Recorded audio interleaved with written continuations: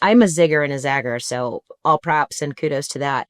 Um, I'd be really curious to if you could explain a little bit before we talk about your leadership experience, how that weaving impacted sort of where you've landed as a leader and how you think about Yeah, it. really great question. I'll tell you, it has impacted almost every facet of who I am outside of being a dad. Probably has been one of the most influential aspects of my journey, both personally and professionally. Because even the people you work with still shape and affect how you show up personally, right? That feedback you get from people, whether you're a leader or individual contributor, it does shape and affect how you show up or if you choose to make adjustments. And I think my military experience, it was a conscious decision I made based on I was found I was going to be a dad at a younger age. And again, going back to that dependency piece, I wanted to make my own way and I needed to figure out how I was going to take care of my family. And so joined the army 5 weeks in, 4 or 5 weeks into my training, 9/11 happened, completely altered the landscape of not only country, but the world, but also personally for me, my military journey. It made a Yeah. lot of things a very different reality now. You start to realize every day for us matters. Then you're going to start going into environments where there's different things in front of you that may be affecting how long you're going to be able to do some of the things that you're doing the way you are doing them.